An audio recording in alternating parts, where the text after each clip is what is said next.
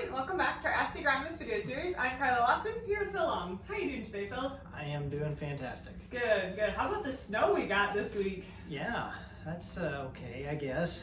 We always got to go backwards a little bit, have some nice weather, feel like spring break, and then go back into reality in Iowa and the upper Midwest. Yeah, well, the sunshine was sure nice when we had it, wasn't it? Yep, yeah, things melted nice, the frost is in most areas, at least down here, is out of the ground. So what we're getting now is, going down into recharge the soil. So that's good. Anything we get on from here on out will be a blessing. Okay, very good. Well, today we're going to be talking about herbicide carryover, just as we kind of keep working towards that planting mindset. Yeah, it's a good thing to talk about, especially after last year. We've talked about how dry it was, the conditions that we had. and from what I saw last year, we had a lot of weed escapes. Some of that was the beans didn't grow very quickly. We had some poor canopy closure and things like that, but also, ineffectiveness maybe of some herbicides. So some of that herbicide may still be around. Didn't get broke down because of the dry conditions. We need moisture for the microbes to break it down. Obviously, there's some degradation with the sun, photo degradation and so forth, but there's a good chance that there's some of these ones that like to persist in the soil for a little while that might be coming back in the spring. Just depends, like I said, if we continue to get some moisture, that obviously will help push things down and degrade those herbicides that may be left in the soil. Okay, so we have a few points here just to roll through that farmers can ask themselves as they go into the season. So the first one is, what herbicide was sprayed? Yeah, what herbicide was sprayed, as well as the next one I kind of had there to go together really well, the rate and the timing. So what did you spray last year, and how much did you spray? Did you go pretty high on rates? Was it because you had high organic matter or high pH or something? You needed to compensate for. Maybe you had a higher rate out there. It may mean, obviously, we talk about half-lives and when it comes to herbicides and how long it takes that to break down in the soil. So the more that you have out there, the more amount, the less after those half-lives go past, you still have, certain amounts in the soil. So, you just got to think about how that takes time to break down. And then the timing part, to me, goes together. One of the ones I'm going to give an example of is one that's pretty common, especially in soybeans. We talk a lot about Flex Star. It's one of our PPO inhibitors that we still can use if you're, not using Enlist or Extend and you're having trouble with resistant weeds. That's one that they always say by July 4th you need to stop using that one, and that's for a good reason, because it's going to ding corn the next year. So yeah, rate and timing and which particular herbicide you use is probably the paramount top two questions you can ask. Okay, very good. So what about environmental conditions and soil properties? Yeah, these go together really well too. The environmental conditions we kind of talked about, but it also, what we're getting right now plays a big part in that. So if we continue to get some good moisture like we need in a lot of areas, you can look at the drought monitor, look it up online and see those areas. We need to get that, soil recharged.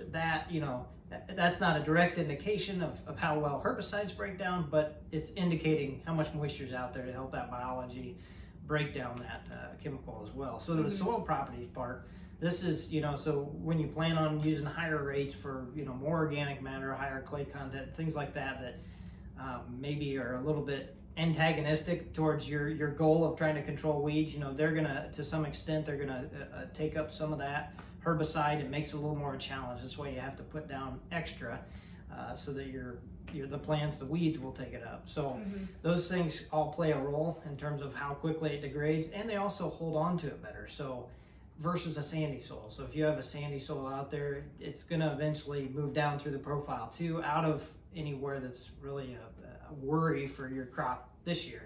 So, if you think about it that way, heavy soil versus lighter soil is usually, those herbicides have a better chance of moving down through the profile, which obviously we'd rather them degrade than move down through the profile, but that's just how it works. Two perspectives. Yeah.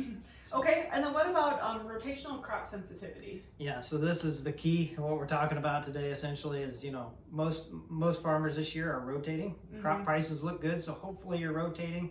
If you're continuous corn, or if you're in the derecho hit area, hopefully these prices have encouraged you to stay or to get back to a rotation for whatever the reason, but that rotation does help yield wise, but also soil wise, but also poses a problem. If you sprayed a corn herbicide in corn last year and you're planting corn again this year, there's really no fear or threat from that herbicide, obviously. But if you're planting soybeans in a rotation, it's obviously a totally different crop, Right. you know, a broadleaf crop compared to a grass crop. So that's where we can get into some of these challenges. Okay, so now we just have 2 examples to walk through. In our first one, let's do if you had planted corn and you're going to soybeans. Yeah, so I got a couple. I just thought it'd be a good idea maybe just to list a few. The first one is probably the one that takes the most heat. I've just seen some more recently in the news, but very effective herbicide, atrazine. It's a group 5 herbicide. This one is typically, if you're going to soybeans this year, it takes the full year, they call it. Next spring, essentially, is the rotational restriction on that one. So if you're spraying it late, if you sprayed it late last year, you know, after early June maybe, then you might have some problems this year in soybeans. So something to consider there. The next one I had, actually, a lot of these kind of go together. You'll notice a little bit of a theme here. That's why I like to talk about the herbicide group that they're from. And the next one is Balance. So that's a group 27. That's isoxaflutol. If you're looking at, you know, if you have a generic, or if you're looking at the active ingredient names, that one's going to be 6-month rotation to soybeans. So you should be fine. But just remember, the reason I put these other ones in here is because it shows you that not every herbicide is created equal. So these next 2 are also group 27s. So we got Callisto, which is mesotrione, and Impact, which is topramezone. So those 2 are pretty close, pretty similar. Callisto is rated at 10 months restriction to soybeans, and Impact is 9 months. So just keep that in mind. You know, and like I said, that reason I was trying to throw the active ingredients in here is because if you're using a generic of some kind, obviously that still applies. You know, look at the label. Obviously, it's the same active ingredient, even if it's not called Callisto or whatnot. So yeah, just keep that in mind. The group 27s is kind of a common one, the bleachers that tend to have a problem going into soybeans, and you'll notice it if you're having issues this spring. So. So what about if we're in soybeans and heading into corn? Yeah, so I went ahead and just threw one in this because it's a common one. You know, we use residual herbicides are very important. You know, we stress that a lot, especially talking about resistant weeds and so forth. But this is a fairly big category. You know, I just mentioned Flexstar. So Flexstar, Reflex, Prefix, any of those that have the active ingredient famecifin in it are going to be an issue. So that's rated at 10 months, like I mentioned, that July 4th time frame, you know, because you can spray them in season. It's a really good group 14 herbicide that still has good control. I will say in our area, a lot of times still struggles with water hemp.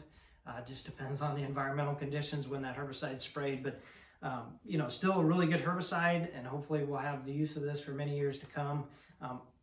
There's a lot of generics on this one, I know. So like I said, keep that famecifin active ingredient in mind and look at the label, you know, or, you know, go back and look at the label or whatnot, and just keep that in mind when you're going into the corn crop this spring. So yeah, just a little bit of a recap, a couple to think about, you know, to keep in mind, and, you know, common herbicides that are used about every year in most of those crops. So. Right. Okay. Very good. Well, is there anything else you would like to add this morning? Now, you know, it's a topic I don't maybe enjoy talking about, but hopefully we don't have any issues.